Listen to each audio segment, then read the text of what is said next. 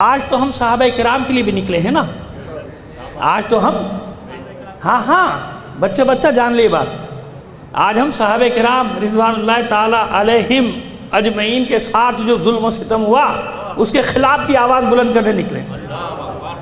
آج تو ہم ازواج مطہرات امہات المومنین رضوان اللہ تعالی علیہن کے ساتھ، ان کی قبروں کے ساتھ جو کیا گیا اس کے خلاف بھی آواز بلند کرنے کے لیے نکلے نا بھائی۔ تو لہذا آج تو ہم نے کہا نا کہ ہم تو سب کے لیے آئے بھائی، صرف اہل بیت علیہم السلام کی قبور مطہرات کا وہاں پہ مسئلہ تھوڑی ہے۔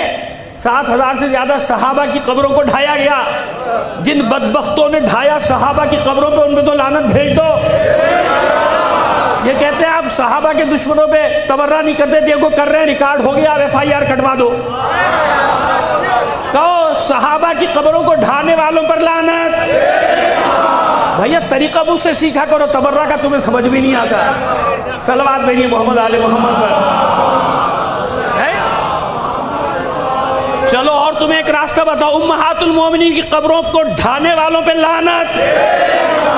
اور بتاؤ، مسجد نبوی کی بے حرمتی کرنے والوں پہ لعنت، مکہ مکرمہ کی بے حرمتی کرنے والوں پہ لعنت، واقع ہرہ کے ذمہ داروں پہ لعنت۔ راستے مجھ سے پوچھو کیوں جہالت کی باتیں کرتے ہو؟ جہالت کی باتیں وہاں ہوتی ہیں جہاں تاریخ معلوم نہ ہو۔ ہم تو سب کی تاریخیں پہچانتے ہیں بھائی، ہمیں معلوم ہے کہاں نشیب میں پانی مرے گا۔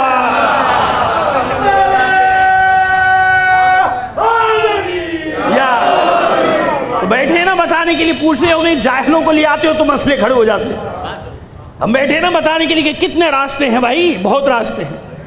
بلکہ بعض امہات المومنین کو تو بڑے ان کے ساتھ جس کو کہتے ہیں مصائب کے پہاڑ ان پر توڑے گئے۔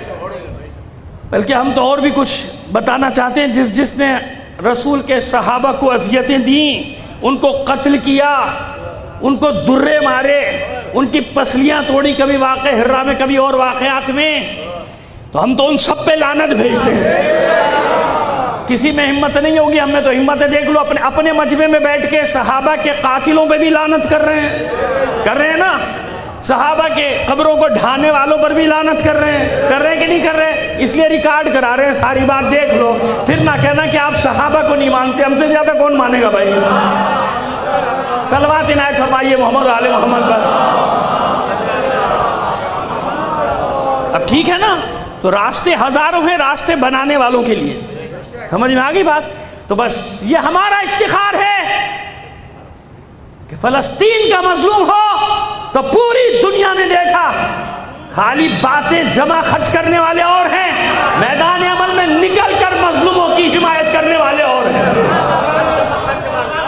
یعنی خود تاریخ نے دیکھ لیا کہ بیت المقدس کے وارث ہیں کون، مسجد اقصی کے وارث ہیں کون، بس یہی تو اعلان ہے قیامت تک کے لیے، جو بیت المقدس کے وارث ہیں وہی تو حرمین شریفین کے بھی وارث ہیں۔ اطمینان رکھو، جس نے مسجد اقصی کی توہین کی وہ بھی باقی نہیں بچے گا، جس نے مسجد نبوی کی توہین کی وہ بھی باقی نہیں بچے گا، جس نے حرم خدا کی توہین کی وہ بھی باقی نہیں بچے گا، جس نے اہل بیت کی قبور کو ڈھایا وہ بھی باقی نہیں بچے گا، جس نے امہات المومنین کی قبروں کو ڈھایا وہ بھی نابود ہوگا، جس نے صحابہ کرام کی قبروں کو ڈھایا وہ بھی ذلیل اور رسوا ہوگا۔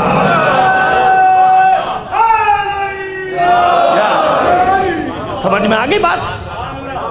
دیکھ رہی ہے نا دنیا کیا اصل وارث ہے کون؟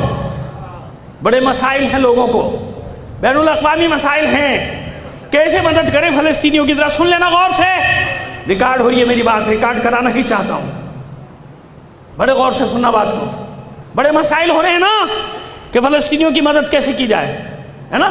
بین الاقوامی قوانین آڑے آ گئے، کیسے مدد کریں، کیسے جائیں، ان فلسطینیوں کی مدد کیسے کریں، کیسے غاصب اسرائیل سے لڑیں؟ ہاں بڑے مسائل ہیں تمہارے ساتھ بین الاقوامی قوانین کے۔ جب عراق میں دستے اتارنے ہو، جب عراق میں فوجی بھیجنے ہو، جب عراق میں دہشت گرد بھیجنے ہو تو کوئی قانون نہیں آتا۔ اڑے جب شام کو تباہ کرنے کے لیے فوجیں بھیجنی کوئی قانون آگے نہیں آتا.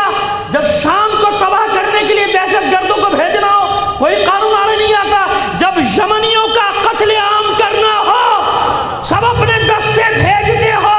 یعنی طے ہو گیا کہ اگر مسلمانوں کو تباہ کرنے کے لیے اپنے دستے بھیجو گے, آدمی بھیجو گے, تو پوری دنیا کی اجازت ہے, تمہیں کسی سے اجازت لینے کی ضرورت نہیں. لیکن اگر اپنے مظلوم بھائیوں کی مدد کرنا چاہو, یہ بے غیرت حکمران صبح سے شام تک چپڑ چپڑ باتیں کر رہے ہیں. کوئی صلاح الدین طوفانی بنا ہوا نہیں, طوفانی نہیں کیا, ایوبی ہے وہ طوفانی یاد رہتا ہے ہمیں تو وہ زیادہ مشہور ہے. صلوات بھیجیے محمد آل محمد پر. ہاں صلاح الدین ایوبی کسی کو بنا رہے ہو, کسی کو کچھ بنا رہے ہو, کسی کو پتہ نہیں کیا کیا بنا رہے ہو, بنائے جاؤ. وہ گھر میں بیٹھے, وہ بندر تھا ایک, اس کو ایک دن کی بادشاہت مل گئی. ڈیموکریسی آ گئی تھی جنگل میں کچھ دن کے لیے. کیا آ گئی تھی؟ ڈیموکریسی, جمہوریت آ گئی تھی. سب نے احساس کہ یہ کیا بات ہے, ہر بار شیر کو بادشاہ بنا دیتے ہو. ووٹنگ ہوگی, جس کو زیادہ ووٹ ملے گی وہ بادشاہ بنے گا. بندر کو مل گئے, اس سے زیادہ اچھل پھاند کوئی نہیں کر سکتا نا. بندر زیادہ اچھل پھاند کرتا ہے, اس نے زیادہ اچھل پھاند کی تو اس کو لوگوں نے صدر بنا دیا, جنگل کا بادشاہ بنا دیا. جب بادشاہ بن گیا پہلا کیس ہو گیا, وہ لومڑی کے بچے کو یا کسی جانور کے بچے کو اٹھا کے لے گئے, کوئی جانور اغوا کر لیا, مسنگ پرسن میں چلا گیا, لاپتہ ہو گیا. کیا ہو گیا؟ ہاں اس زمانے میں جنگل میں بھی ہوتا ہے یہ سب. ویسے جنگلوں ہی میں یہ سب کچھ ہوتا ہے. صلوات بھیجیے محمد آل محمد پر. آپ کے ساتھ پتہ ہے میں آپ کو خوشامد نہیں کر رہا, یقین مانی یہاں پڑھنے کا مزہ یہ ہے کہ زبان کا مزہ آتا ہے. دوسری جگہوں پہ بعض جگہوں پہ مجھے بڑی مشکل ہو جاتی ہے, لیکن اب یہاں میرے جملے ضائع نہیں جاتے, بس یہ اللہ کا کرم ہے. ایک صلوات بھیجیے محمد آل محمد پر. ایسے ہی ہے نا, یہ جنگلوں میں ہی ہوتا ہے, یہ سارا کام جنگلوں میں ہی ہوتا ہے. جہاں کوئی قانون, وہ لاپتہ ہو گیا, وہ روتے رواتے پہنچ گئے بندر کے پاس کہ بادشاہ سلامت. اب اس نے چھلانگیں مارنی شروع کی, ادھر سے گیا ادھر, اس درخت پہ, اس درخت سے گیا اس درخت پہ, سارا دن چھلانگیں مارتا رہا درختوں پہ. شام کو تھکا کے بیٹھ گیا اپنی کرسی پہ. میں کہا بھائی کیا ہوا, میرا بچہ کہاں ہے؟ کہ کمبخت دیکھ نہیں رہا تھا, صبح سے کتنی محنت کر رہا تھا, ادھر بھاگا ادھر بھاگا, سارے درختوں کو میں نے خاک چھان لی, سارے درختوں پہ کودتا رہا. اتنی تو میں نے کوشش کر لی, تو یہ ہمارے اتنے گورا نہیں, یہ بندروں کی طرح کود رہے ہیں صبح سے شام تک. کبھی OIC میں کودتے جا کے, اب جا کے اقوام متحدہ میں کود رہے ہیں, کہہ رہے ہیں دیکھیں کتنی کوشش کر رہے ہیں. اسی کوشش میں دنیا خوش ہے, لیکن وہی خیانت, ہمیشہ کی خیانت جو ان کی مدد کر رہا ہے, ان کا نام لیتے ہوئے ان کو آگ لگ جاتی ہے. جب تک حق تسلیم نہیں کرو گے نا, آج اس دفعہ اب تمہاری بھی شامت آ گئی ہے, جب تک مانو گے نہیں کہ کون حق کی مدد کرنے آتا ہے. آج بھی کتنا ہی اختلاف صحیح, مظلوم کی مدد کرنے وہی آئے گا جس کا مولا, جس کا آقا ہر ایک کی مدد کرنے جاتا تھا.